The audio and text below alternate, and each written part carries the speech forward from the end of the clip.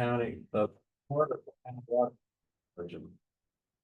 County Water District of Billings Heights. We'll start with the Pledge of Allegiance. I pledge allegiance to the flag of the United States of America, and to the republic for which it stands, one nation, under God, indivisible, with liberty and justice for all. Meeting will be called to order. Susie, our acting secretary, would you?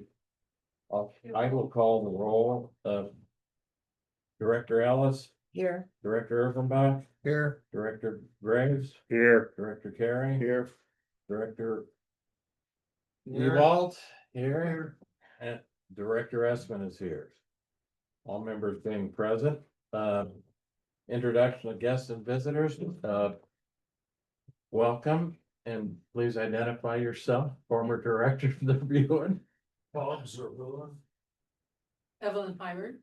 Thank you very much for being here. There are two opportunities for members of the public, our customers and employees, to make their voice heard on the water district. The first is the next agenda item. Any member of the public may be heard on any subject that is not on the agenda. You will have one opportunity to speak, which is limited to 3 minutes. Please come to the lectern so your comments may be recorded by the microphone and may be heard. We don't have the lectern yet. It is in town. I'll be bringing it here for the next meeting. This is a good time to request items for consideration at future board meetings. The board will not engage in debate, but will attempt to provide brief answers to relevant questions that may be raised.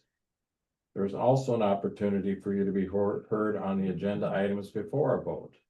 The board president will acknowledge a member of the public after a motion has been made and discussed by the board for their input. The president will recognize speakers who raise their hand. You may comment for up to 3 minutes. Each speaker will have only one opportunity to speak on an agenda item. So this is the time now for item number 5, public comment and questions to the board on non-agenda items. Do we have any? Okay. Yeah. Seeing none, we'll move to item number 6, approval of the agenda. Can I have a motion, please?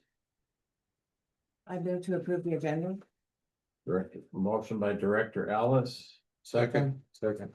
By Director Irvenbach. All those in favor indicate by saying aye. Aye. All those opposed, name. Agenda is approved. Okay. Let's move to the agenda item. Number A, city rate negotiations. This is the time for the presentation from Raftellus about their draft proposal. Mr.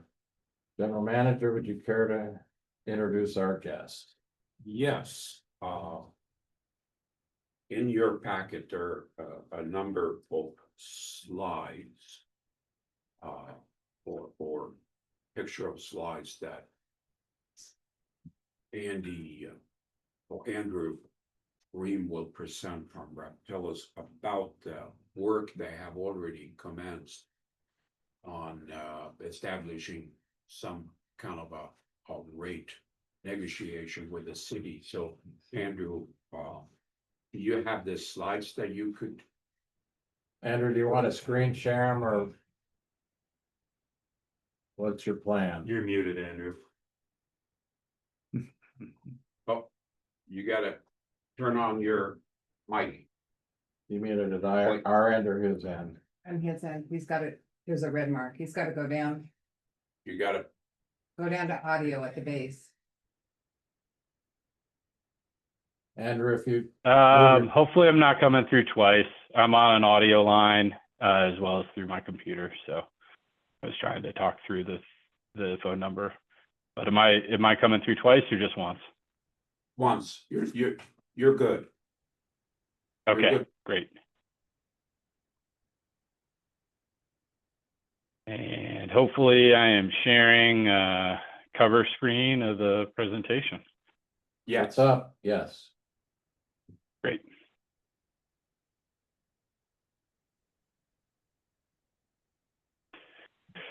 So you guys ready, or I don't know, Bo, if you had any other additional comments or thoughts, or you're ready to turn it over?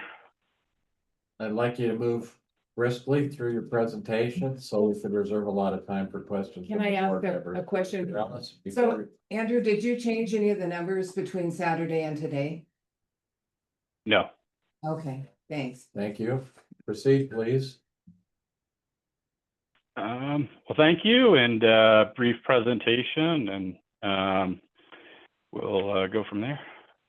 So just, I know Rep. Tellis has been involved with the district, both as part of reviews of the city rates as well as a comprehensive rate and fee study we completed. But those that may not be familiar with us or kind of tuning in now, I just wanted to highlight our firm's experience. We specialize in utility, financial, rate management, and IT consulting, working with municipal utilities such as the district or City of Billings, others throughout the nation. And just highlighting our experience. We work with a lot of agencies. This is our specialty. My specialty is more in the finance and rate setting. I'm also joined by my colleague, Harold Smith, who's joined us virtually for this meeting, more for the Q&A and the discussion. But he's one of the 190, and we work with a lot of agencies, large and small, throughout the country, doing similar things. Before we get into the meat of it, just wanted to cover a couple of kind of rate concepts that are important, both in kind of digesting a lot of the information within the city's analysis report, or how we have taken that and responses from the city and provided some alternatives on these 5 kind of key items or potential items. So whether it's the city's rate report, similar report we may do for a different community, it starts with the costs, or what we call within the water industry the revenue requirement, and this is the amount that we're looking to recover from our user charges and rates, primarily those kind of monthly rates and fees, but there's certainly others. So it's a dollar amount for a particular year or multiple years that we would like to recover. And the city, within their analysis and reports, and there's a bit of a summary, but it goes through a process where those costs are identified and broken out into the different system components, whether it's the meters that are used to measure the amount of water, to the treatment plant or storage tanks and reservoirs, or the pipelines themselves, source and supply, those different sort of what we call functional requirements. And that's kind of the first step. There's a couple of steps with the city's analysis, because these are split out a little bit more depending on the type of customer and where the district participates in a couple of kind of these groups of costs, and then their full service customers participate in others that for facilities that don't benefit the district. In all cases, there's a distribution of costs into demands, into customer costs that may be fixed. Yes, sir. Before you, is it, I prefer the directors that have questions, raise them right away. So if you could keep an eye out for that. What is, just so that we're all familiar with all your acronyms, what does SOS mean at that top symbol? Sorry, that's source of supply. It's the raw water or water rights that are untreated before they get into the treatment plant. Thank you.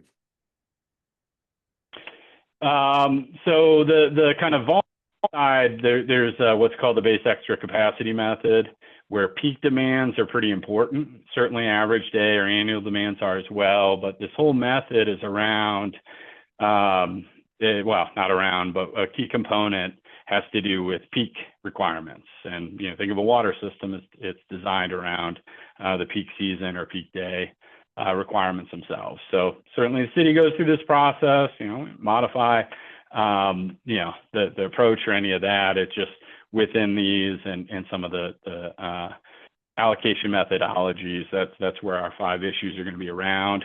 But this is the kind of the big picture of what the city's done and what we've been modifying and quantifying the outcomes from potential changes. This slide gets into how peak demands are determined. It's a bit of an illustration we use. I like to use a lot. The analogy is this is, say, a pipe that is cut into, say, 3 pieces. One that is the base or the kind of average annual demand throughout the year. And then at the top is really that maximum day or that sort of peak demand, hottest day typically of the year within the community. And then kind of in between is seasonal demands ramp up, or it's kind of less hot, but people are watering outdoors. We seek to assign costs to those customers that contribute to the peak day demands. And the analogy is, if we had a water system that was made up of customers that wanted the same or demanded the same water year round, that was basically similar each day, similar to like indoor uses, if you will, the water system that we construct would be vastly different. So this method looks to assign cost recovery responsibility, not just to annual demands, but also those peak day and peak hour. So within that maximum day, that peak hour of demands, as well as that additional kind of increment. And those customers, largely those that irrigate, contribute tidal capacity that is not necessarily needed, say, in the wintertime, but we got to build it. It's part of the system. We're covering the costs. And so those customers that peak effectively pay more than those that don't because of this reality of the system that we've constructed and we're recovering costs for. The third item, and we've covered this, going back a few years with a different board, but the methodology, kind of the quantification approach, there's really two that are documented within the city's report. And there's what's called a cash needs approach. And that is what's used for the full service customers. They call some of those owners. But it's a common approach for municipal utilities, such as the city, the district. We use this cash needs approach when we evaluated the city rates. And this is the most common for rate setting for full service customers for municipalities. There's also a very common approach called the utility approach that may be often used in regulated environments, say a private company that's regulated by a Public Utilities Commission. It's also quite commonly used, as the city has used for a number of years, for contract customers. And so that's the approach that is being used for the district's rates within the city rate report. So there's two different types of broad categories of costs, operation and maintenance and capital costs. So within these two approaches, the utility approach and the cash needs approach, how operation and maintenance costs, that first set, are dealt with is exactly the same. Same cost, same approach, no difference there. The difference comes in on the capital costs. And under the utility approach, the capital costs are twofold. There's a return on a rate base and an annual depreciation amount. And under the cash needs approach, there is no return on rate base that's a direct part of the rate calculation, and depreciation is considered non-cash and isn't factored in. So under the cash needs, if it's cash financed or if the owner is issuing debt and repaying that debt with debt service over time, that's really their business. And it doesn't directly come into the utility approach, how it's financed or what the debt service may be, because the owner in this case is compensated through the rate of return. And the annual kind of cost, if you will, the annual decline is picked up in depreciation. So just wanted to highlight this because within the report, it's serving both needs as setting contract rates for the district as well as the full service customers. So it blends kind of both of these methods or has components on both parts throughout the report because it's got, kind of a couple different outcomes. So the last on the left side is a summary of basically the table or summary table that we developed that summarizes operation and maintenance costs, capital costs for two different rate years. The rates that went into effect July 1 of 25, or summarized, the city uses the term fiscal year 26. And then the subsequent rates that have been adopted that would go into effect July 1 of 27, or what's captured in the FY 27 column. So overall, and this was in the report, and the proposed rates, it's about $3.6 million in combined operation and capital costs allocated to the district in fiscal year 26, and a proposed rate of $3.42. In fiscal year 27, those operation and maintenance and capital costs are higher, totaling about 4.7 million. Demand is up a little bit as well, so that's that use and or the volume of water the city was projecting the district to use. And the resulting rate is $4.40 per 1,000 gallons. Now, you may know that, the city ended up adopting slightly different rates. We don't have a report or, kind of a detailed quantification of those. There are some changes, some direction from city council about really retail rates. And there was an indirect impact on the rates that were adopted for the district. So what was adopted instead of 342 was 1 penny lower at 341. And the 440, what was adopted for fiscal year 27 was 2 cents lower at $4.38. So these are the outcomes, and then just kind of listing the steps the city goes through. I've articulated a bit, but we've got these revenue requirements that are translated into functional costs and really grouped together based on the services being provided, the group of customers. Those functionalized costs and those multiple groups were then further allocated into what we call service categories. That gets at the sort of base, these extra capacity components, the max day, max hour, and then there was other types of fixed customer charges.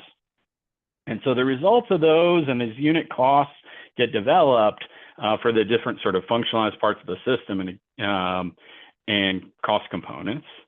When it comes to the district and the two types of costs the district participates in, the city indicates as joint and then resale only costs. There's two additional groups that are like all but resale, and then for the owners that exclude non-owners. So these kind of two sets at the end of the day are what gets redistributed back to the district. And then once we've got the combined costs and the annual demand for the respective year or years, the rate falls out. So they followed this process, and the end result of it were the rates that are listed in this summary table. Now, going back a little bit, a few years, the city updates rates typically every 2 years, issuing a report in the spring, and then moving forward with proposed or recommended rates for full service, as well as any contract customers in that kind of early, late spring, early summer kind of period, as they've done this year. And this just kind of quantified documents. We've got a couple rounds of reports, and back in 22 and 23, the city was initially indicating and proposing a rate in fiscal year 23 of $3.68, and ultimately implemented or adopted a rate of $2.97.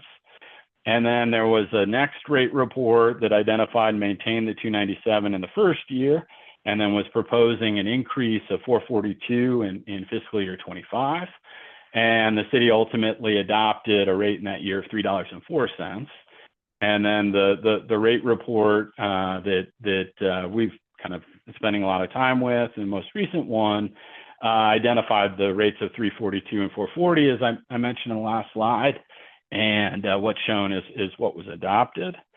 So, one of the reasons, and a lot of this feeds into one of the changes we're proposing, but the timing of the capital facilities and the set of West End projects initially is what was maybe forecasted or estimated was one of those drivers in the initial report that had that 368 in the second year, as well as the second report that was issued, again, having a pretty steep increase in that second year, and largely driven based on the anticipated timing for all or parts of the West End project at that time. So we've got a similar kind of step up in the second year in the current report, again, largely driven by capital facilities and the timing of the West End improvements. So, the district has been raising questions throughout this process, and whatever the kind of the reasons were, the city had modified what they were proposing adopted rates that were different. I think in some ways, in response to some of the questions and concerns that we all had raised in earlier processes. But at the end of the day, the city's got rates moving forward that are set to adjust or increase July 1 off of the 349 that has been in place since July 1 of 25. So I'm going to jump into the 5 items that we've identified and are proposing for some potential modifications or changes, and wrap that up, and then certainly take questions or talk about next steps. So the kind of overall, it's an informational update. We're set to issue a report next week. That has, more of a report style documentation of the results and analysis. Per the ordinance that the district adopted in September, there are some timelines that are driving some of these at least specific deadlines. So that report was specified within that, resolution, not ordinance, within 30 days of the notice to proceed or signing the contract, which was the date in October. The city has indicated, they may be willing to meet and discuss rates. Andrew, Yes. I have a question. We can't, I couldn't vote to support what you've done without seeing the full report. Can you get it done by Monday of next week so it can be in the board agenda packet for possible approval or disapproval on Wednesday? I can check with my team to see if that's possible. That's a couple days before our deadline, but let me see what we can do this week to make that happen. Well, your 30 days are up on November 20th. Correct? Yeah, that's what it's a couple days, so it'd be like Wednesday, the 19th, or Thursday, the 20th. That's when we're versus meeting. Monday. That's when we're meeting. Okay. And under Montana case law, we've got to post anything that we base a decision on, which you're going to be asking for at that 19th meeting, because we got to present it by the 20th. That by case law, it has to be presented 48 hours, posted 48 hours before, so members of the public have a meaningful opportunity to comment. So you've got a hard line on Monday at 5 p.m. All right, we'll make it happen. Thank you.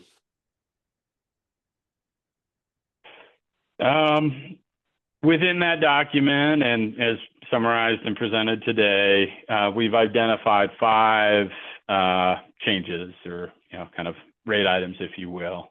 I'm going to go through each one, but the 5 that are presented in the slide, the first has to do with the timing of when the city is recognizing and booking capital facilities as being completed, and used and useful is the term that, it's in use and it's useful, basically, in operation. And so that timing of when the capital facilities gets booked for those that benefit the district affects the rate base and initiates depreciation being charged, as well as the return on rate base. Within the city's report, they're basically, from what we can tell and discussions with the city, they're recognizing the full amount of the project in the year that it's being built. So in that example, if something is planned, say, to be done in the current fiscal year, for rate of return and depreciation purposes for the district, it's basically saying it was in place July 1 or the first day of the start of the fiscal year, even though by design it's a capital project that will have some funding in that year. So we're proposing that we just kind of delay, and instead of recognizing things on the first day, the year that it's being constructed, there isn't, it's not factored into the rate of return and depreciation, and that would start the year after those funding dollars. There's some simplification in that if something's a multi-year project that may not be completed for a couple of years, then that should wait until it's being completed. But those kind of details we don't necessarily have So, we just staggered things and pushed things out. So it was delayed 1 year in terms of the rate of return and depreciation from what the city had within the report. Director Esseman? I have a question before you move on. I do too. The, Okay. our contract with the city indicates that,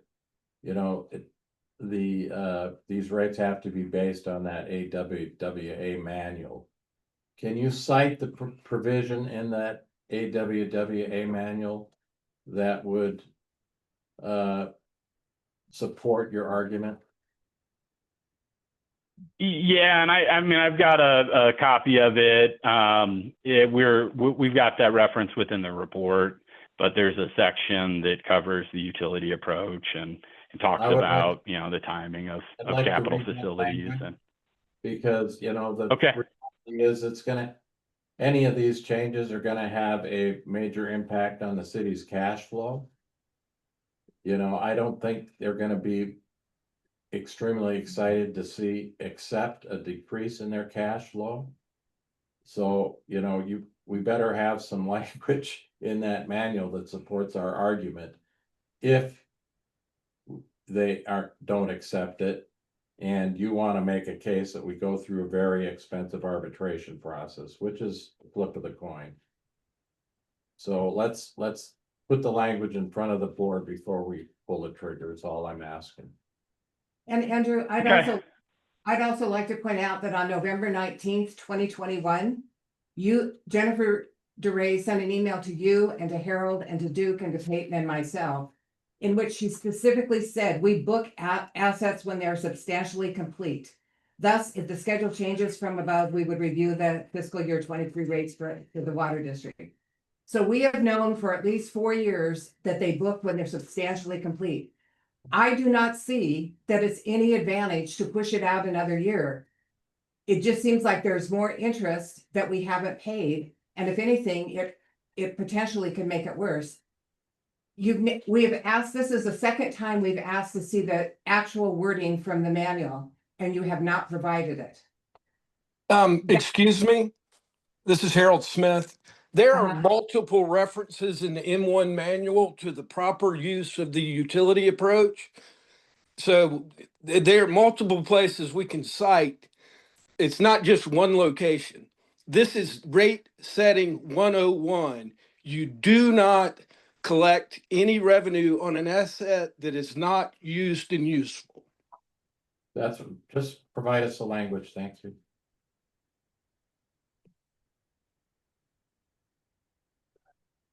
Okay. The second item is the system peaking factors, and it wasn't really identified directly in a table in the report. This came out from the questions that were asked and answered in May of 25. But there's a change that it just doesn't make sense with system-wide kind of peaking factors that are calculated, and a change the city's got in fiscal year 27. So we're basically, as we saw the support for it, it feels like maybe it was a calculation error, or we're really not sure. And so we went back to what they're using in fiscal year 26 that is in line with kind of industry standards, where this is based on annual demands or actual demands. And so we're proposing, again, in this item number 2, in 27 to employ what was the city had used in fiscal year 26. The third item is limiting the kind of demand period for all customers, including the district, to a rolling 3-year period. The most recent kind of completed 3-year calendar year, and kind of fits into the timing when the city's updating rates, is 22 through 24. And, something like this would be kind of updated moving forward. We're not just saying 22, 24 is the 3-year period forever.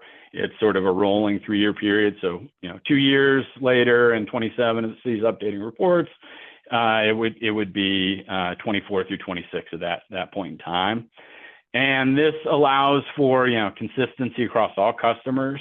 There's been some inconsistency where the district demands maybe go back further or a different time period than other customers of the city.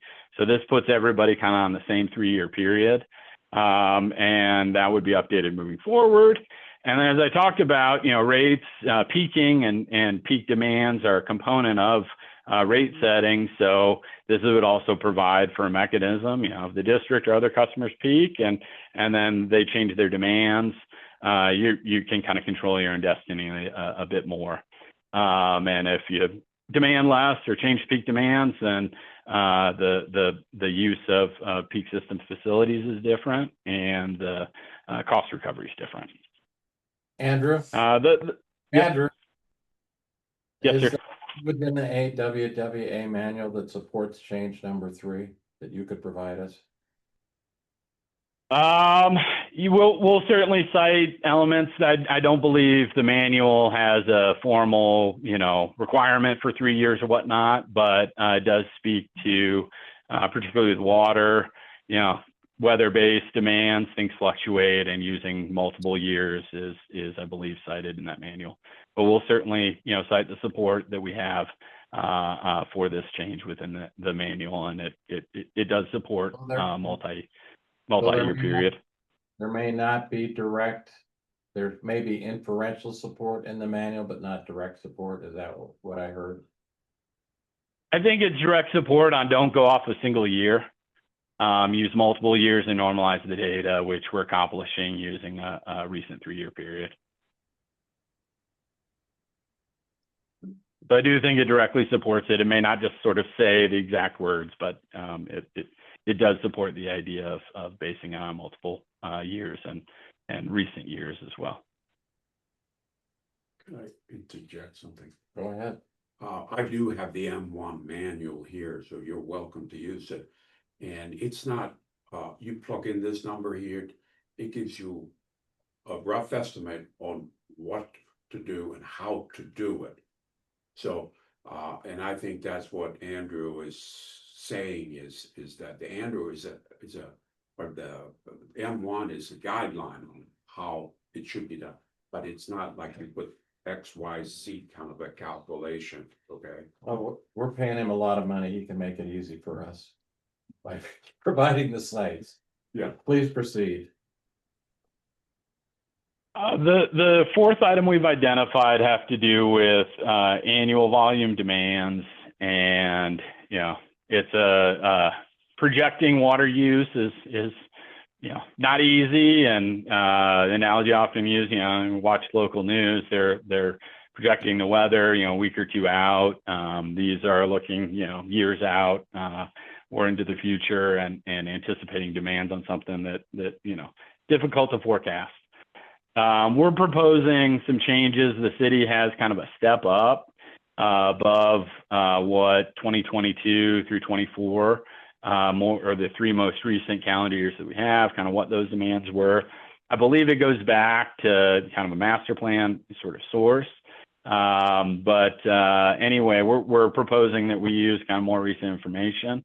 And then just in terms of that growth expectation, that is also kind of tricky, but we're factoring that in and we're proposing slight reductions in district demands in fiscal year 26 and 27 as a result of this potential methodology. The fifth item is related to a portion of the city's pump system. I've got a question. Yes. Okay. So here's the deal. They were, the city decided they needed to make an investment to handle future growth in the city, and including the district, because we're their customer. So they've got to project how big a plant they need to build to deal with that. Have you asked them what we provided them back in that time when they were making that decision process? Because if we provided them some information that projected volume back then that our needs back then that now we're not seeing. I mean, they spent a lot of money based upon assuming what we told them was accurate. I mean, you see the conundrum that's presented there? I do, and this is probably the one that's the less clear because of what you're identifying. It's just, it's very difficult, and I think some of this, the district had a master plan, and the engineers working with the district identified some of those future flows based on, I believe at the time it was 21 demand data, and then over time it just kind of gets out of date a little bit, but I understand kind of concern there, and maybe this is one that we pull off the table. I mean, it's difficult, and I believe, we've raised this question about the growth assumptions that are included for district demands, and I believe the city indicated that was, a data point the district had provided, kind of again looking at what was anticipated or forecasted in these years from the master plan a few years ago. So, this one may be just moving forward, the district could potentially answer that data input differently, or to your point, maybe, it's baked into the sizing of the plant, and those, until the district would have updated master plan numbers, maybe those, you're comfortable using that information, even if it's higher than what the annual demands are. But of all these, this is probably, the least strong, and it's whatever we're projecting is going to be wrong, and and the same for the city, just because it's going to be driven based on actual demands, and they're not going to match exactly any forecast. The reality of things, they're close, probably be close, but won't be the exact same.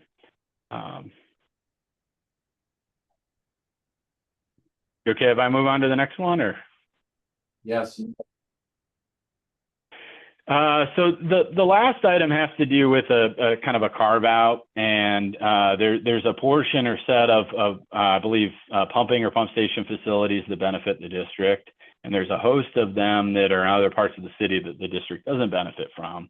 And so there's some allocated costs to this particular set of city costs, and a formula that takes like 6% of these sort of pumping related costs, and then uses a formula that takes 4 million gallons, takes district demand, the district's reservoir, and then the portion of the city's reservoir that the pump stations the district benefits from, and kind of divides by the combined total. And we're proposing to essentially take out the district's 4 million gallons from that formula and revise it so it's basically the percent of the city facilities the district benefits from, allocate the city costs, because in talking with the district staff, they've got access to see what happens in the reservoir, but the district has their own set of these types of costs, and so it doesn't seem to make sense anymore to have the formula as it is within the most recent rate report. So we've modified this, and there's a slight reduction in costs. So with that, Andrew, yes, sorry. we should offer a comment. You said some 4,000. You mean you took 4 million gallon off the Oxbow tank in the calculation? Yes, I apologize for misspeaking. It's million gallons. That was clear. The difference is going from 21% of the allocation cost to 10.6. Big difference. I just want to make that clear. And this had been an item the district has identified and been frustrated with in terms of how these particular costs have been assigned and recovered. Is there a basis in the manual for your argument? Yeah, there is.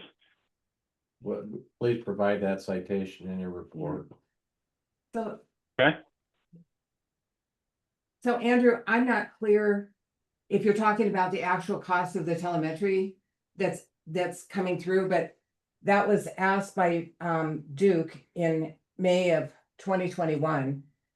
Because I know our contract specifies that the city will buy all of the equipment to measure what comes through, but what Jennifer responded to Duke was, Section 2 of the water contract specifies that the district shall pay reasonable and just rates for water purchased by the city. and shall receive reasonable and just compensation.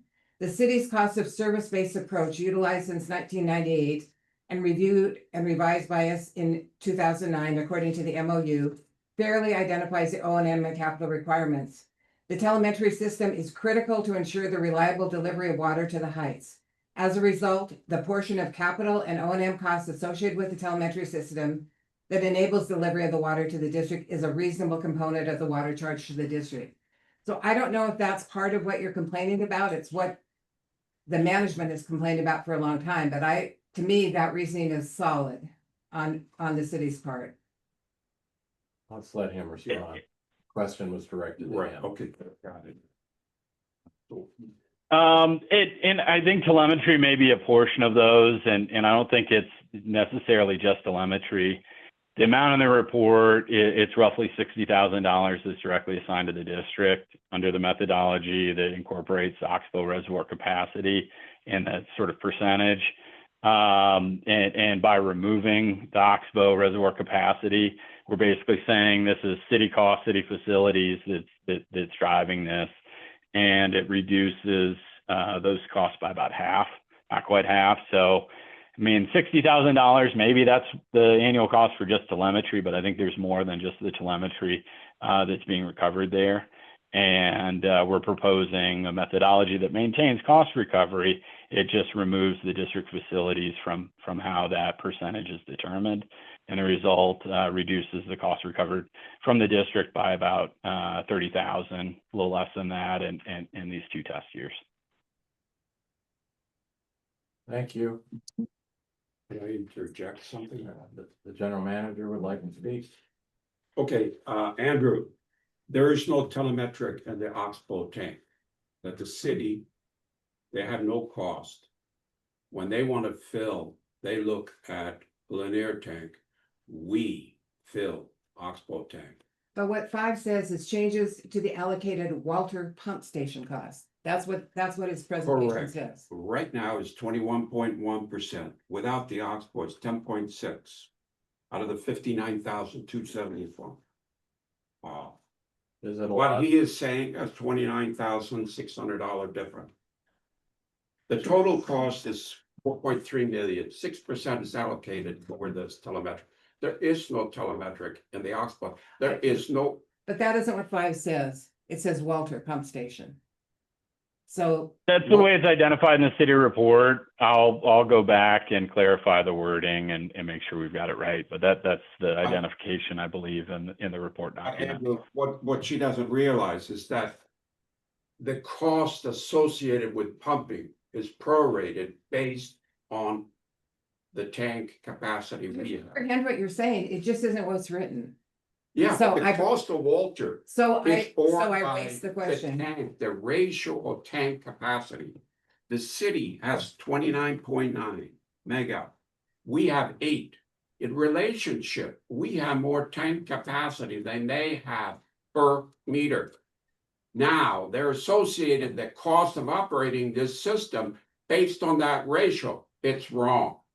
Well, we're talking about 3 cents a gallon, so this isn't a big item. No, it's Let's not move big. on. It's not a big item. At the end of the year. It all adds up, but let's Right, keep let's look at the Well, I big just number, wanted- not the little. correct, Andrew, because it's, to me, this is just. And we've been facing this, we've been addressing this every year. I've been going back in the file. And Jennifer basically the same every Hey, year. we're not here to listen to a litany of your complaints. We're here to listen to Andrew. Andrew, please proceed. Director Ewald, you had a question? Yes, so you've taken the 4 million tank off because we fill it with the Lanier tank, but that water still goes through Walter Pump Station. It doesn't disappear out of thin air into the Lanier tank. So whatever water goes into our 3 tanks, it all goes through the Walter Pump Station, no matter if it's transferred from another tank later on. It still has to go through the Walter Pump Station, doesn't it? Correct, but the cost is prorated based on the ratio of tanks. So 59-8, that ratio is 21%. Do you know how much our capacity is relationship to the city? You know, So Jennifer told me the last time I brought this up, don't worry about it, Bo, because in 2027, we have a 90-acre reservoir and a 60-acre. We're gonna spend $40 million. Your portion is gonna be a lot less than 60, or the 21%, a lot less. But they're gonna spend a lot more, so a lot less percentage on a lot more money. So anyway, I just want to Thank you. help Andrew with this important point. Thank you. You'll have monitors watching both of you. Good. Let's move on to next steps, Andrew. So to just get a little deeper, I provided a lot of the kind of information when I was introducing the steps. This next series of slides goes into each of the 5, a little more detail, and then quantifies the impact on the rates.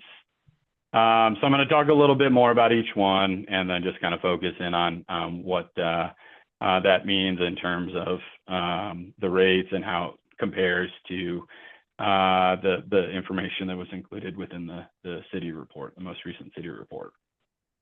So this first item is about the timing of when capital is built and ultimately recognized for the district within the rate base and annual depreciation.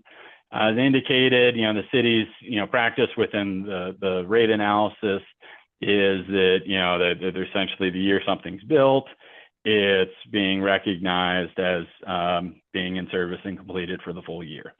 And depreciation funding is also for the full year. So kind of the issue for the district is that maybe paying or are paying some component return on items that aren't in service yet, and depreciation as well.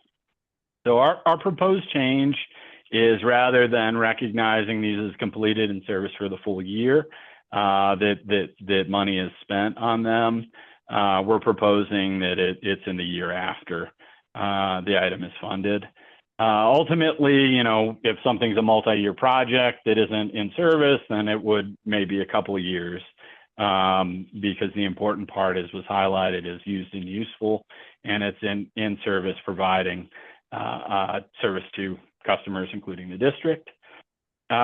So this really just was a staggering of some of the information within the report, and just as highlighted here in the kind of affected fiscal years, the city overall throughout the system, including stuff that didn't necessarily benefit the district and the district doesn't participate in, but overall in fiscal year 25 was about 34 million in capital, about 42 million in fiscal year 26, and about 78 million in fiscal year 27. In 27, certainly a big part of that was West End projects that the district does benefit from, and was one of the drivers that was pushing the capital costs allocated to the district up in that second year. So this affects the first year a little bit, but it's primarily in that second year where we've got some significant costs coming into the rate of return and depreciation calculations. This is kind of a one-time thing, because it doesn't, it's really the timing of when things are recognized and incorporated within the recovery.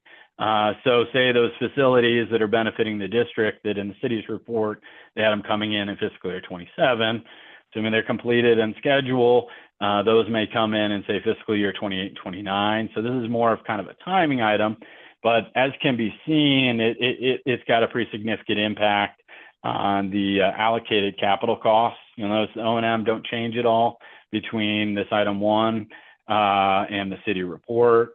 The changes are on the capital side, and the approximate reduction of what is that? About $1.1 million in capital costs in the second year. Translates to a lower rate of $3.35, or about $1.05 below what the city had adopted for that year. In the first year, it went the other way. The rates are a little bit higher because of the mix of capital, and recognizing this, it's the district has a little bit higher percentage under what we're proposing, so it results in a rate of about 6 cents higher or 348 if that was implemented for fiscal year 26. This is the most significant of the changes. And as I indicated, it's really kind of a timing issue that would affect future years as well. But as it shows up, it's more pushing out maybe some cost recovery beyond the 2-year rate period the city has said and is documented within the report they issued last April. So Andrew, okay, here's my Yes. question. This is just about pushing a big step increase into a later year, the way I see it. That increase, but what you're not saying that increase is not gonna hit, you're just gonna push it back another year. My question is, I would like to see what that potential increase in fiscal 28 is. Because if it's just increasing their costs, it might make it worse for our ratepayers in fiscal year 28 than adoption of this. So I'd like, before we pull the trigger, I'd like to see what the impact's gonna be in 28. My question. Andrew, do we have enough information about fiscal year 28 to do what they're asking? So I was just going to comment, I don't believe we do. I mean, the city had sent some information on assets in response to their questions we had posed.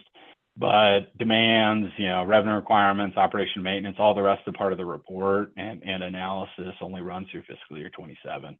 I don't know that, we have all the information to do this. We kind of estimate it based on what we have, but we would, the city would be in better position to answer that with, additional details. So it may be tricky for us to fully calculate this without making assumptions on all the other components that we don't have, that wasn't part of their rate report. So Andrew, if we asked you to make those assumptions, let's just say 4% increase in O&M, blah, blah, blah. Whatever their typical trend line has been, which you can analyze. You could give us that number. I believe so. We could estimate it. We could Sorry, go ahead, estimate it. Harold. Yeah, it's I the ballpark. That's all I'm asking for. You could be plus or minus 10-15%, I'm guessing. Probably pretty easy. Okay, I'm not sure what the value of that is, but we can assume, make a lot of assumptions and come up with a number. Okay. I'd like to have that myself. I have another question. Andrew, fiscal year 26 began July 1, 2025. We're paying $3.41 a gallon. How does the city recover the additional 7 cents a gallon that you're proposing that we owe them? And how do we pay for it? That'd be, there could be instances where the parties would agree to, modifying things that were done, or the parties may indicate, that 26, we're not going to worry about it. And what was paid, and the differences aren't significant. But yeah, I mean, we can't certainly wind back in time. Our focus is fiscal year 27. But, as we're going through this and as our kind of scope and contract identifies that we would look at the changes for fiscal year 26 as well. But 7 cents they're a kind of hard to gallon implement retroactively. is a lot of money. And what you're saying is the city can write that off? That's not what we're saying. Well, how do we pay for it then? I'm sure there's a way to work this out. Understand that you are the people that decide whether or not you want to pursue these opportunities to change the way in which the city calculates your rate. We are presenting opportunities for your consideration. You can decide whether you want us to pursue them further. Part of that would be figuring out the logistics, the way in which each of these is implemented. That's what a negotiation's about. Thank you very much.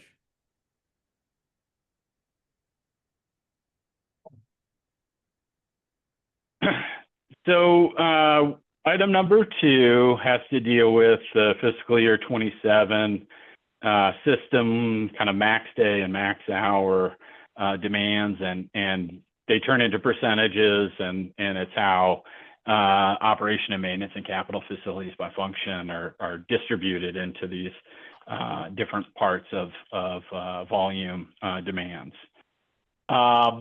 And so, as I indicated earlier, what the response to the question we had raised and the support for that just doesn't make sense to Harold, to myself, to others on the team that have, 20 plus years experience setting rates for municipal utilities. And the result is that it's shifting a bigger percentage into the maximum day and maximum hour sort of cost categories. So we're proposing, and we evaluated some of the demand data. It kind of checks out with what they're doing in fiscal year 26. And this is again based on system-wide average annual demands, and then the maximum day and maximum hour to the extent that information is available. So it's in line with industry practices in 26, and so we're basically proposing to maintain this relationship and the percentage allocations that the city has in the first fiscal year 26. Like any of these, they're subject to getting updated at the different kind of rate sizes. Again, it was based on historical demand for the system. So those certainly could change over time, but what we quantified, modified fiscal year 27.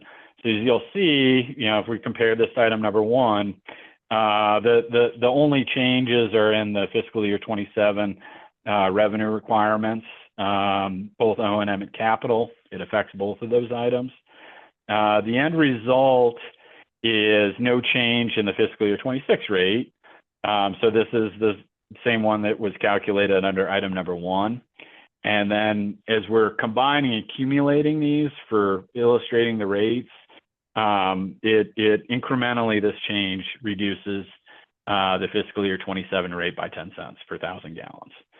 And this is an approach, this kind of, layering each incremental change and then calculating the rate is so that things total up. If we were to look at these individually, they wouldn't total if they were all applied.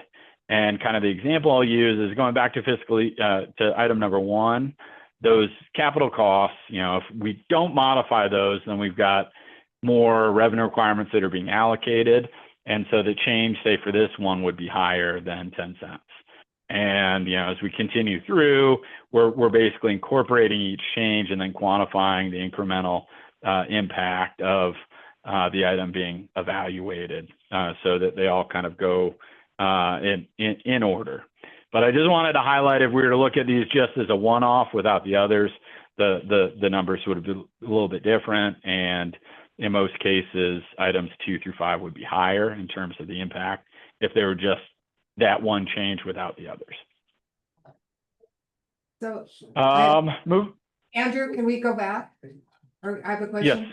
You state that fiscal year 27 was calculated incorrectly.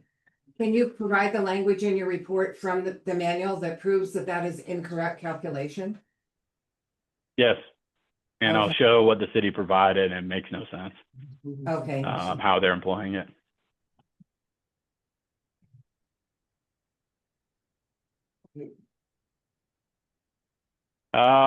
So now we're getting into the third item.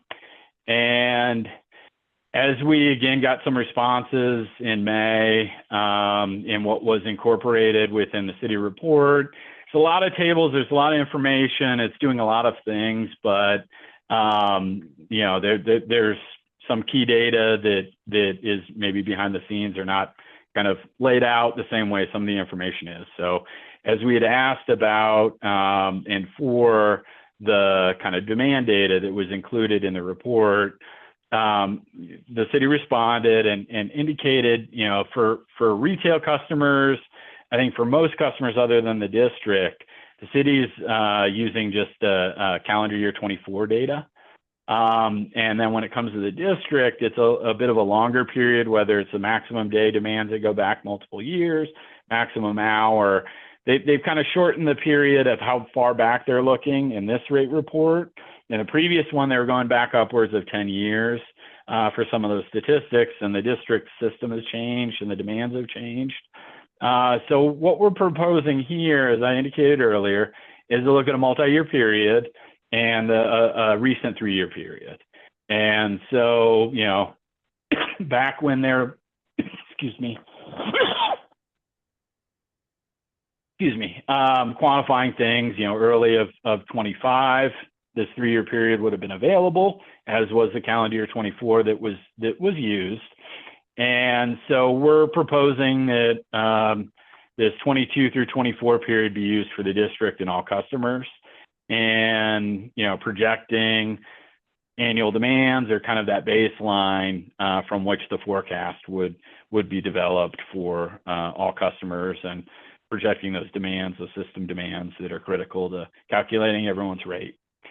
Now, we were limited here in that we did have district data that was provided by the district for 22, 23, and 24.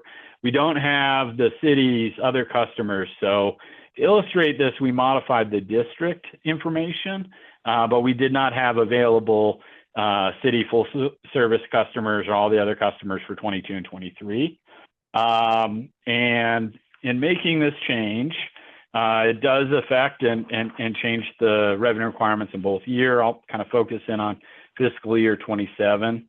And this incremental change was a 17-cent reduction in the fiscal year 27 rate per 1,000 gallons. As seen here, items 1 through 3, we're calculating a 308 compared to the 440 that was proposed within the city rate report. And again, 17 cents coming from this item number 3, and the others coming from items 1 and 2, as we've talked about. Item number 4 has to do with just annual demands and growth. Again, this is particular, you know, focused on the districts, the assumptions on the district's demands. As we looked and again got responses back from the city in late May, the city was stepping up initially about 19% above the 24 demands for the district. And then the growth assumption was this 1.9% for the growth rates in 26 and 27. And the kind of the issue is that it's, you know, more demands for the district are being factored in, average day, maximum hour. And this kind of consistency as well, we felt, you know, the city's growth projection assumptions are about 0.5% for each of the classes, and the district growing at 2%. Those seem to be disconnected, you know, largely very similar service area, same city. So we're proposing, you know, similar to number 3, that we look at this recent 3-year period for all customers. And the other part of this, with the water system, weather has a big factor. So while the city may be growing, the district may be growing the number of accounts, weather has a big role in what those peak demands are, and ultimately what those annual demands are. So it seems fair and equitable to have the same time period for each set of customers. But forecasting what that growth is difficult. So, you know, ultimately what is maybe anticipated in those future years seems to be more appropriate. And this change actually increased the district rate. So incrementally, it pushed the fiscal year 27 rate 8 cents higher than if we weren't looking to modify this. And this one stumped us a little bit. And really the reason, I believe, is that there's less kind of volume in terms of the rate calculation, and must be fixed costs, so that as we're reducing the volume, it's and some of the costs, that sort of diseconomies of scale is being picked up, and that's why the rates are going up a little bit for this incremental issue. So this would increase rates by about 8 cents in fiscal year 27. And again, we're kind of showing that incremental impact of, in this case, changes 1, 2, 3, and 4 together. The last item has to do with the city share pumping costs, and we touched on this, so I won't repeat myself. The change has to do with this formula, where we're basically pulling 4 million gallons out of the numerator and the denominator. The end result is like 1.2% of the costs go to about 0.7 for this particular set of facilities. And, you know, this is something operationally just doesn't seem to make sense. And, you know, this is more around city costs. And so we feel like this updated formula is more accurately pulling through what the district's proportion of those citywide costs are. These are directly allocated to district. As I mentioned earlier, the impact is a little less than $30,000 a year in these 2 years. And that translates to a lower rate in both years, including fiscal year 27, of 3 cents per 1,000 gallons. So, Um, Andrew, yes. is this, when you're talking about storage, is this confined to storage of treated water, or does it include storage of untreated water as well? It's treated water, I believe, and it's a little bit more than like the district's tank comes in, but a lot of this has to do with pump station and pumping costs, I believe, and not just, you know, the tanks. Please clarify that in your final report, whether it includes raw water as well as treated water or not. Pretty certain it's just, but yeah, we'll clarify that and confirm it. Thank you, sir. And Bo, we'll reach out to you. I know this is more of an operational item and make sure that we got our facts right. Thank you. So, and Andrew, related to that, our current PER shows that we are growing by 2% a year, the current one from Interstate. Your report said we were growing a little over 1%, but what's key on number 4 is our contract requires us to tell the city how much we anticipate growing. And depending on what we told them, that seems to be a controlling factor. We can't go back after the fact and say, oh, we didn't know what we were talking about. And you know, as we raised this question, I believe, you know, it goes back to that kind of master planning analysis. And I pulled the table up that footnotes that it used 2021 demands as that was being developed and forecasted. But yeah, maybe this is one, and this is kind of the item number 4, you know, was not just the growth, but it was also the kind of 20 initial base demands before growth was being applied. So we didn't necessarily deviate from at 1.9. It was more kind of how that base number was coming into play. But I do agree that, you know, with that question maybe asked to the district in the future, you may want to look at it a little bit differently. And in that response, and, you know, maybe this is sort of timing or some differences, you know, it does go back to the interstate analysis, but as we look at, if you were to compare calendar year demand, say in 22, 23, and 24, they're also different than the interstate analysis or what was in place in 21. So it's just one of these things that, you know, it's sort of fluid and it's going to evolve over time. And at some point that what's in the PER, that kind of future forecast that interstate developed may be a little bit out of date. And it's also, I'll just add that from a material standpoint, there may be different uses too. From a master plan, you're really looking to size facilities or kind of answer questions about, you know, growth multiple years out. Whereas, you know, if we've got the term we often use is best available information. So if we've got better information to use for a data point, we use it when we can and when it's possible. And I think this is one of those circumstances that we just have a little bit better information. And 2 years from now, we'll have, you know, a little bit better information about demands, having actual results that we could pull from more recent information, but fill in that best available kind of information category, if you will.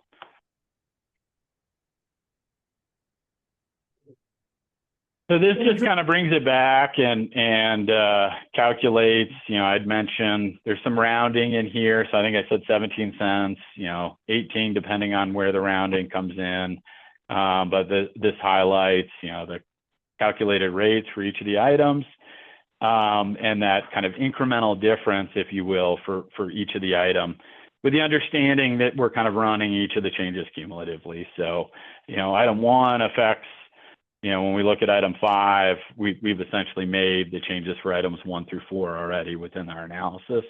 So just using that item 5 an example, cost to be a little bit higher, maybe that 3 cents would be a little bit higher, or the other incremental results. But the other option is to look at these all individually. It gets confusing. And so in our approach, having done similar things and explaining rate changes, this kind of cumulative incremental approach just works a lot better. But I did want to highlight, if it was just the one-off, and no other changes, say item 3 or item 2, the results of just that one change may be a little different.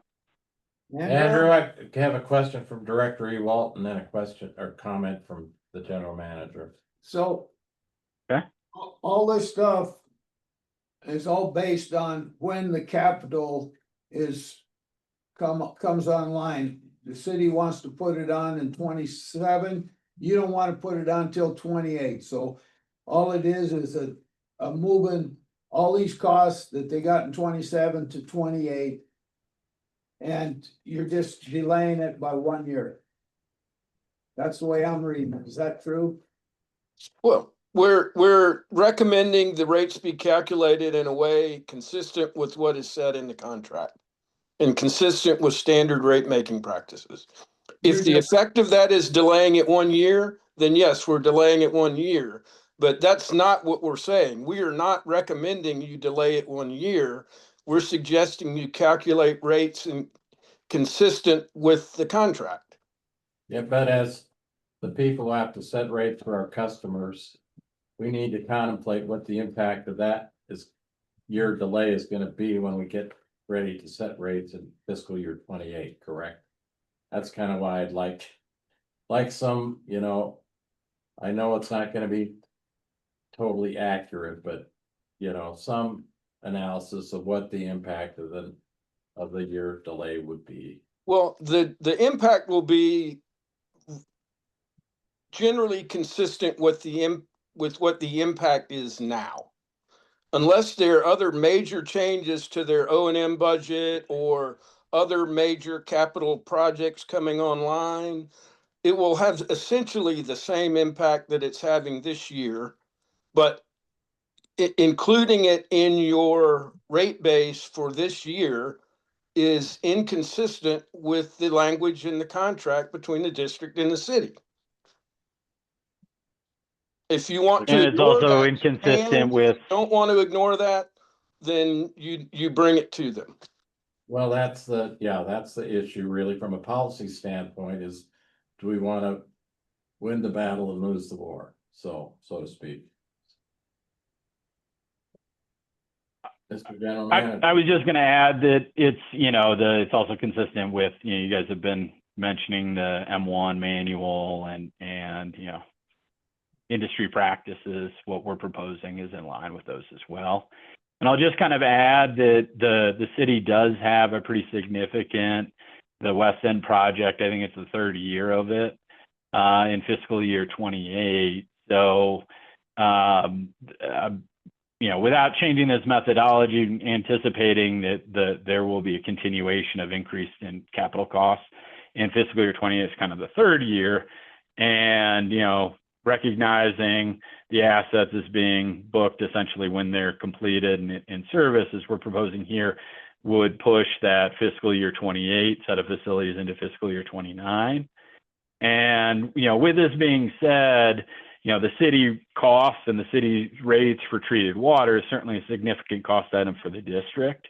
But even if you move forward with this change and the rates get adjusted for, say, 27 and 28, as this ripples through, the district, when you set your rates, could say, you know what, it's not going up as much, say, this next year, but years 2 and 3, we're anticipating a pretty significant increase in city treated rates.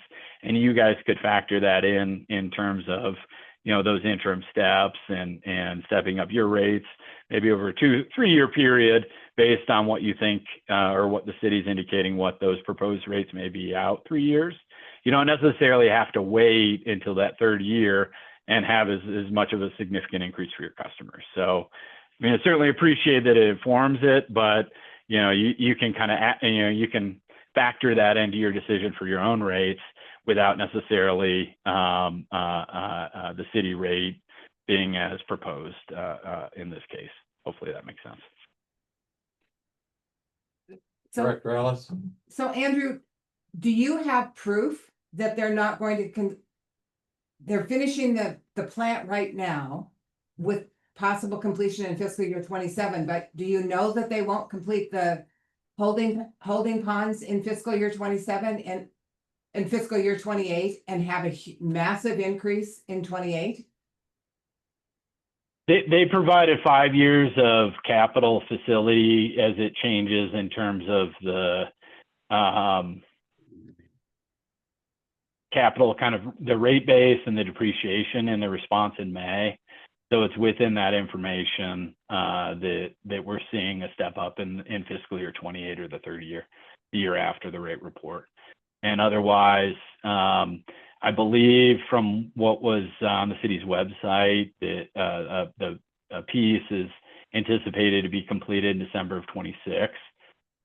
So about 6 months into the year, that rates are adopted to be at this $4.38 level in fiscal year 27. It appears that, you know, a big piece of that facility is the city's estimating is being completed about 6 months into the rate year. And the city's charging this rate of return and depreciation as if that facility was used and useful on day 1 or July 1 of 26. So that's, you know, in terms of we're, you know, going off of that information and what the city has sort of reported on their website of when that project or that step of the project's being completed. And then when we get into the third year, I have to catch up a little bit. As I said, we're going off of some of the information the city provided, but we'll need to maybe double back and look at what their capital improvement plan has in that year and what portions of this West End project are slated for completion, say in fiscal year 28. So what you have on page 11 is that the city projected 41 million increase in capital costs in 26 and 78 million in 27. So if we push the 40 million out, we're looking at over 100 million that gets pushed. Based on what you have on page 11, and you don't reference you don't have any information on fiscal year 28 in the report. Yeah, it wasn't in our scope to look at 28. We were looking at the 2 years the city had covered in their rate study and had published within their report and is adopted. Fiscal year 28 up until the request today had not been part of it. For whatever reason, the city sent us 5 years of information that went through 28, 29, 30, and that was gleaned out of that data in terms of the capital project changes. And I'm just mentioning within that fiscal year 28 year, there's a pretty significant amount of capital that I believe is tied to that final stage of the West End project. But I'll have to learn a little bit more about that. And as we're indicating, it would sort of push it out. So it's a similar methodology where the city's planning to spend the money in 28, and whether it's, you know, used and useful in day 2, and they're spending all the money and first day of the fiscal year, or it's, you know, being completed in June towards the end of the fiscal year, the practice the city has in place is to assess a rate of return to the district and depreciation for the full year, including days or periods of that where the facility's not done and isn't in place and isn't used and useful. I don't. No. If I, It's 11:19. We need to. Okay. move on. Do you have anything else to cover, Andrew, about it? Nope. I was just getting into the last slide, the sort of, you know, what remains and potential next steps. Okay, well, we'll wait for your final report, which I hope we'll have a week from today. So we can consider it. Thank you. Oh, you have Thank you. one comment before we move on to the next item? Yeah, I just want to make it fundamentally clear that in business, when you complete the project, you can put it on the book and you can depreciate it. This idea, you put it in the book before you even get the bill from the contract and say, hey, this is what we're going to spend, this is what we're going to depreciate before the fact. So this is exactly what happened in 2023 for the city. They rolled it back because they were delayed. what make you think they're on time and on budget this time around? I don't think so. So, a very important, Andrew, are you still on? Yes. Oh, good, good. So the city's outstanding debt, I hate to bore you, but I think the background information. We're here to talk about rates today, and that's it. We're done Right. talking about rates. Okay, The background, you can send us in your manager report in my, okay, thank you. I just want to say that the cost of capital Well, is outrageous in this report. it wasn't brought up in the rate report. Andrew, So anyway, let's move on to item number 2 of the agenda. Thank you, Andrew. Allowed to speak on this item. We're not taking action, but you could state your case. Yes. If I may. You Oh, may. Lewis speaking. Pardon? 30 seconds. Well, That'll be You might three- wanna move. that'll be like Sit 3 down, hours for please, Tom. if you No, Tom, if you move closer. Go They ahead. were just teasing. You've got 3 minutes. Thank you. I printed this information out Saturday morning. Figuring the office is closed, this is what's gonna happen. Monday morning, I printed this before 10. I didn't get squat of what's on your screen and what's on your paper. It wasn't there. The public does not have the right to see the information in advance. This is ridiculous. There's nothing on the website even this morning saying the packet had been amended. Why, after I print it out, should I go back and look at every page to see if it's changed? I looked at other pages I didn't print out this morning. I know there's nothing on the website about this being changed. I sit here and I listen to board members trying to represent the city. Where's somebody representing me? I'm a ratepayer. These rates are going to be in effect for 50 years to pay the depreciation. You don't depreciate something for 10 years. I'm not going to be around in 50 years from now. Instead, you're asking me to pay 1 full year in advance of something I ain't even going to pay off because I'm not going to live that long. Why do you expect your constituents to pay extra money than what the contract says they should, because it's a benefit to the city to collect it a year in advance? I don't care what's a benefit to the city. I care what's a benefit to me. I come first, not the city of Billings. I don't want to pay for something I'm not supposed to. The contract's clear. He went through it quite clear. If the project isn't complete and in service, it's not part of the rate. I shouldn't have to pay in advance for BS that I'm not going to live to pay off. I want to be represented. I don't care if the city gets represented in this meeting. Tom, just first on the posting, it was, what time did you print? I don't know, before 10. I talked to Jen. She was in here at 9:45. Update. Like I said, after the office is closed. I don't think anybody's gonna print it. Why should I have to come back 16 times to look at I stuff? get your point. I'm glad you made it because that's why we have posting requirements. That's why I made the point to Mr. Ream. We have to have that data before we take any action. So your point is noted. Thank you. Director Ewald. When we went on the tour, they said mid-year, didn't they, that this thing was gonna come online? So do we owe the city more than after 6 months? Maybe that needs to be incorporated in this discussion. If it's coming on mid-year. I know when I was in business, there was many times, or a couple times, I bought a pickup like the second or last week in December and I depreciated it for the whole year. Right. And I didn't even use it that year because there was snow on the ground. So you gotta look at depreciation different ways. If when it's your advantage, you look at it one way, when it's somebody else's advantage, you look at it a different way. And that's what I was gonna say about this negotiations here.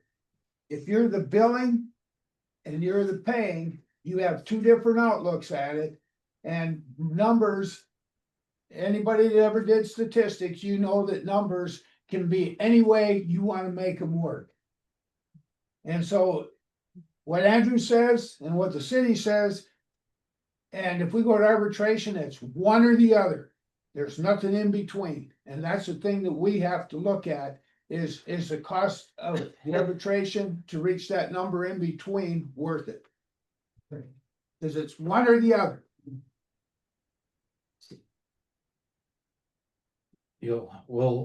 This will be an agenda item at the November 19th meeting, Tom. And Will be. and we want to hear from you then, and we'll, if Andrew doesn't get us the stuff, so it's not posted, guess what? Project ends. So, because we won't have made the deadline. Director Ellis, So Tom's point is a good one, because I specifically looked at the packet on Saturday after 10 and thought nothing had changed, because it was still the number of pages.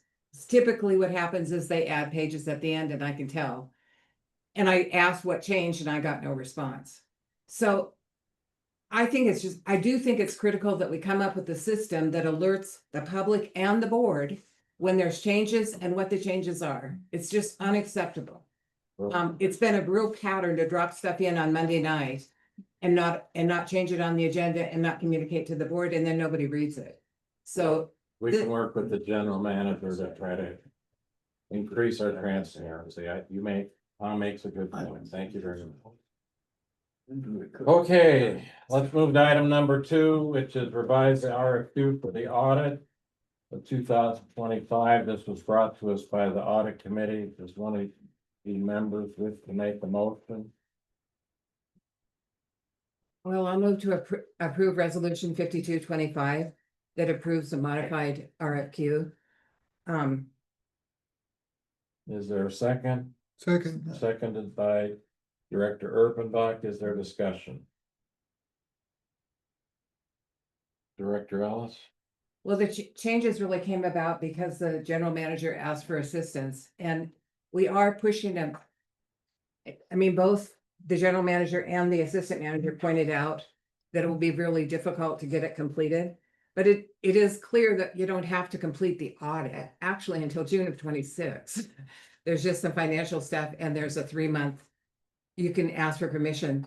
So it seemed really important that we make the timelines more reasonable, that we added some things that the board really wanted, since this is a board directive to want to have other eyes.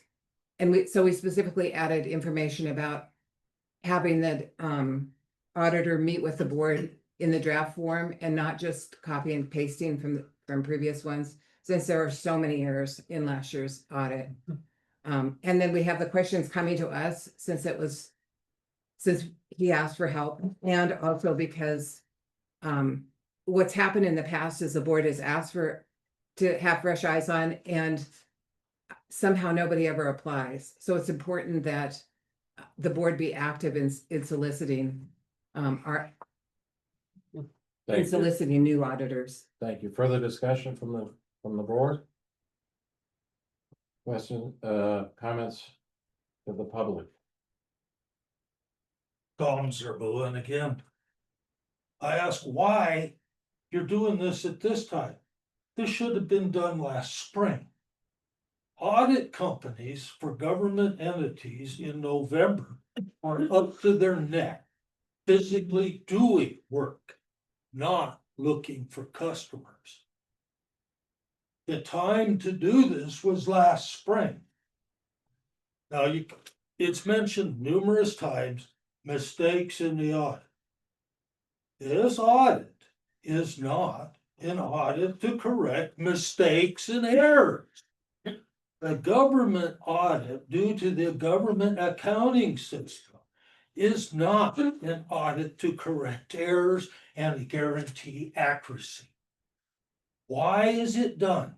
Every non-governmental business is required annually to file IRS forms and schedules. IRS reviews them, corrects addition, subtraction errors. If something's entered on the wrong line, they correct that.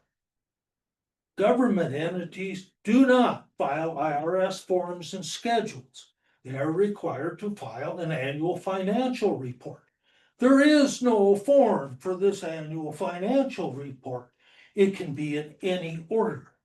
All IRS forms and schedules go to the US Department of Labor under the Bureau of Labor and Statistics, where they are compile statistics. Line 1 on any IRS form is the same. You take every government entity, line 1 on every government annual report can be different. Bureau of Labor and Statistics does not need to spend hours understanding what's on what line of a government entity. Therefore, they created this government accounting system, which does come up with the format that the Bureau of Labor and Statistics wants to see this stuff. There again, can be filed by the district, by the government entity, except there's nobody to review it and correct addition, subtraction errors before it's at the Bureau of Labor and Statistics. Therefore, government, in their wisdom, said an independent entity will make sure that the information the government supplies to the independent auditor gets put in the right format and the numbers go on the right line.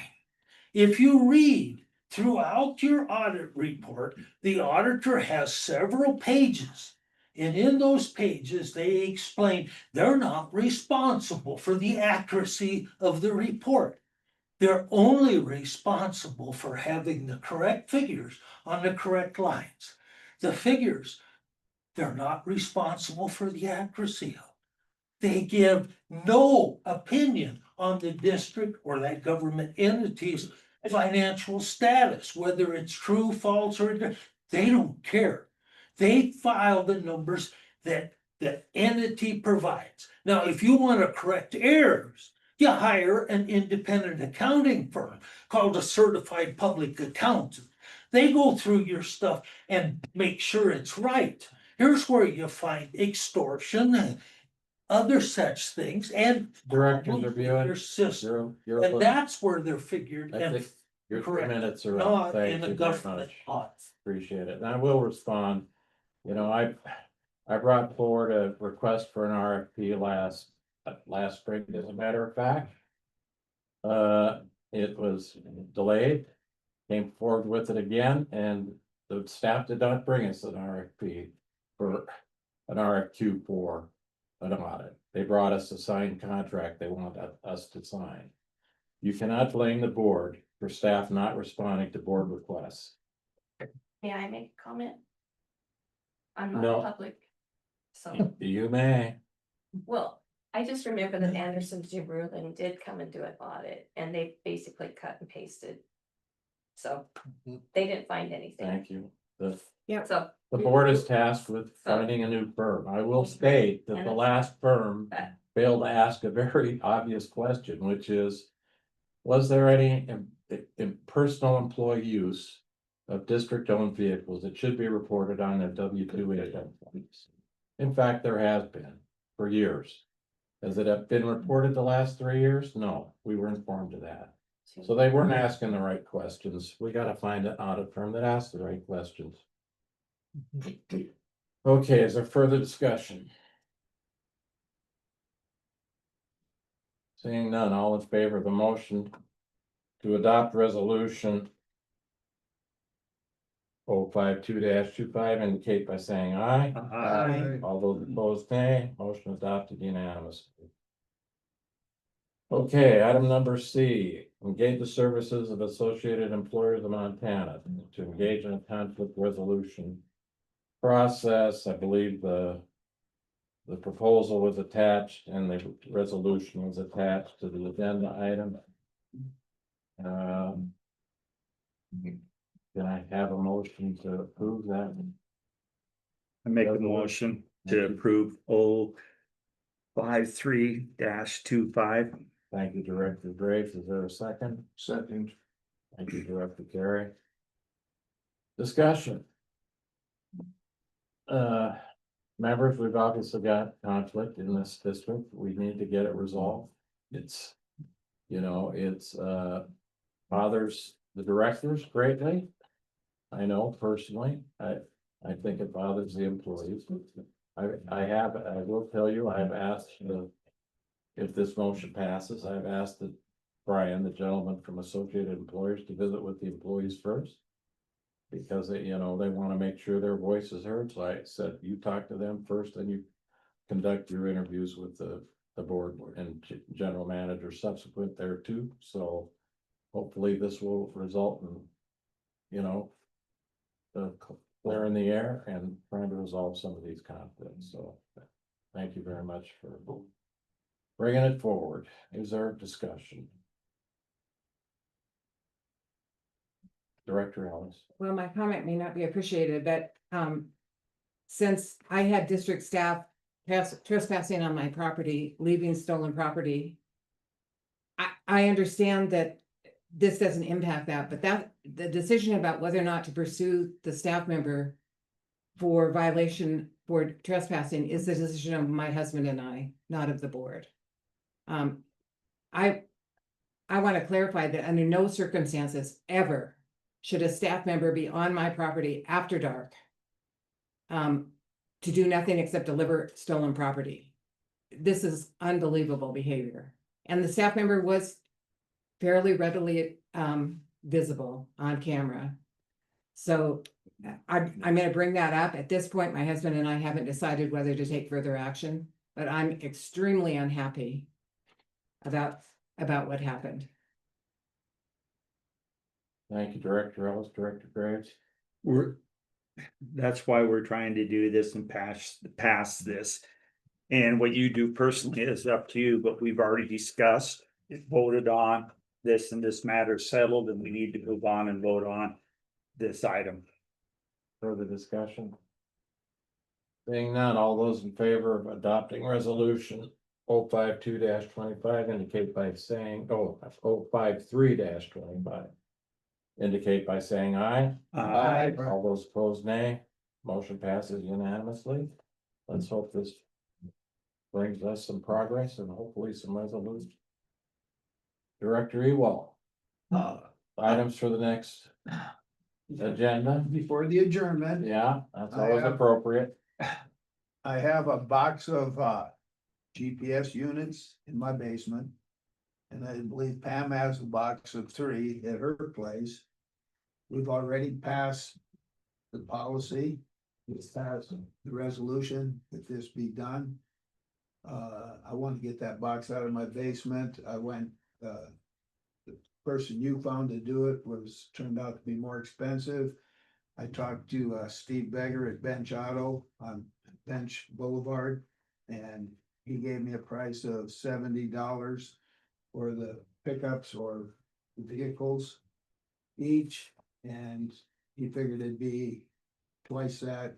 That's a half hour for each vehicle, and he figured it'd be twice that for any hardware ones like tobacco, so.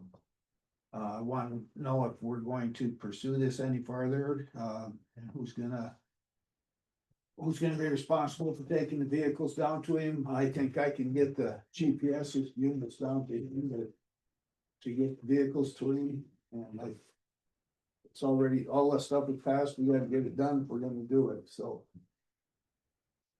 We could put it on under old business.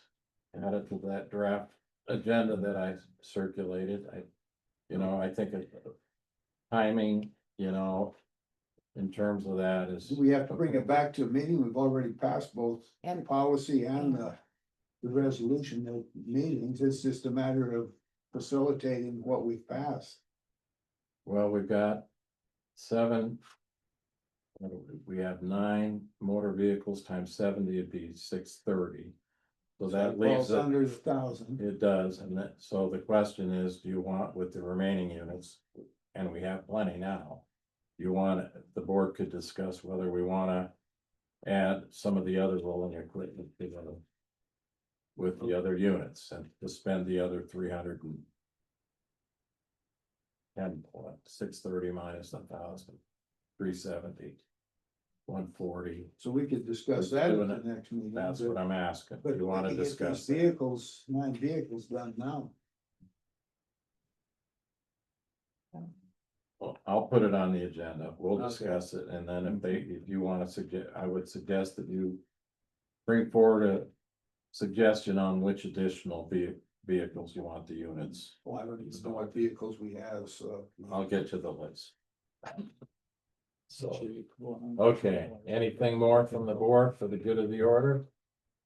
Seeing none, appreciate your attendance here and, your responses. I'll try to get the agenda stuff in shape and the request to the director in shape and, try to get everything as much as possible posted by this Friday with the addition of Andrew's stuff by Monday. Have we got that? Oh, Yep. okay. Seeing no further business. This meeting's adjourned. Our December meeting's 17th, right? Pardon me? December 17th is our December meeting. I've got it on my calendar. Let me check. Yeah, my it's schedule. scheduled. I've made an appointment with Jeannie at 4 o'clock. I gotta change it on the back. No, Yeah. that's. The appointment's taken about an hour and a half. Yeah. Normal. I've got this. And Wednesday, we've got that. It's the 17th is what I've got on my schedule. Okay, that's what I thought. Yeah. That's fine. The January, we're looking at the 21st, Okay. February the 18th, Word meeting that day. March the 8th. So, That's so going, St. Patrick's Day. Okay, it'll be interesting. I'm sure that they gave it. Sorry, you'll have to get back from view. Yeah, so going back to what Tom was talking, really interesting. when Raptilus presented that My report, back's filming 7. Oh, really? there should have been an email from Raptilus. He's also the head of the. Putting that report, I don't show that on my He's email, not even on because camera. I had to piggyback it on to some other chain email. So that's what I'm talking about is the, and, Tom wouldn't be privy to those emails anyway. But for me, And it's gonna, I- and what I I was wanted. out of town and when I pulled up attachments for Is- some so- reason down in Denver, attachments. It went doesn't work. change anything whether we So I pay got 6 back in and I months. started pulling them up and I'm like, oh, Plus, better it's look gonna at be a this. 20-year. And it loan. was So under it'll be somebody paid else 6 months at the totally front end, different 6 name months and at the back everything. end, it's the Nothing same that amount of says money. Raptilus, here's But if my you